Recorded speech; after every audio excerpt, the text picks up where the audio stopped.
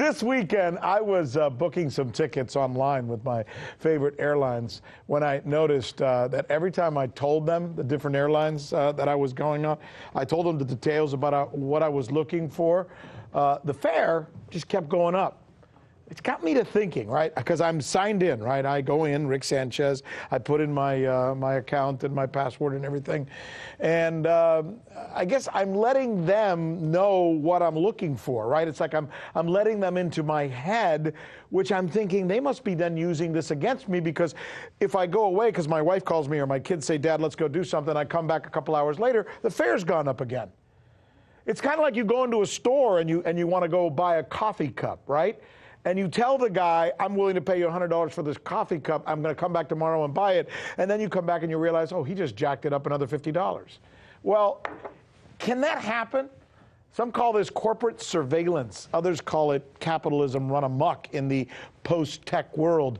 We call it an assignment for Rachel Blevins. So it's a good day to look into something like this.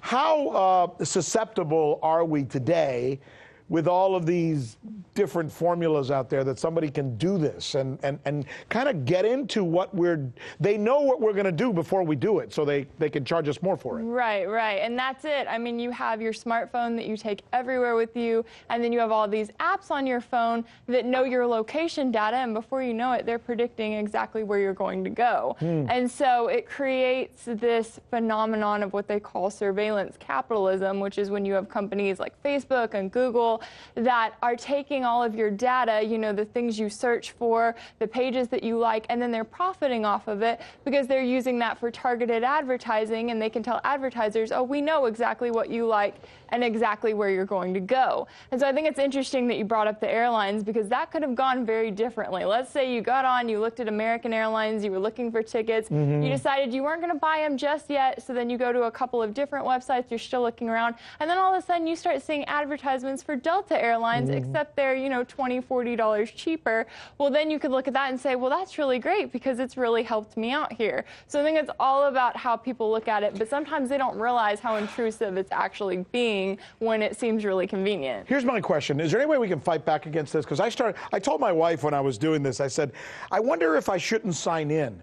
If I go in as Rick Sanchez, they immediately know who I am and they know my pattern. Now they know that I tend to want to fly home to see my kids on weekends or whatever it is, right? Or should I go in anonymously, or will they still know? Well, it's all about what you do with that browser. So if you clear your browser search, clear, you know, the cookies on your browser, and then go in and buy those tickets, then you may be more likely to get that fair price. But as long as you're checking back and going back on that website, they know every time you're on there, and they're keeping track of it. So they really are keeping score and using the different mathematical formulas, the algorithms that they put in.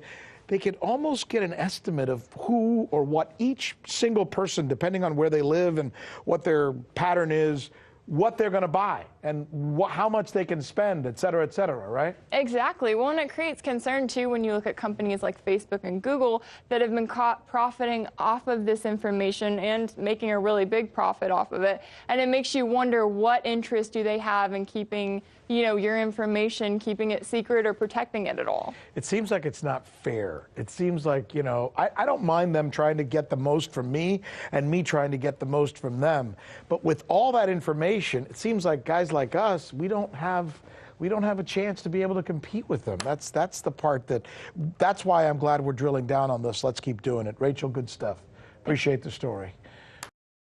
Hey YouTube, thanks for checking out our channel. We hope you enjoyed the video.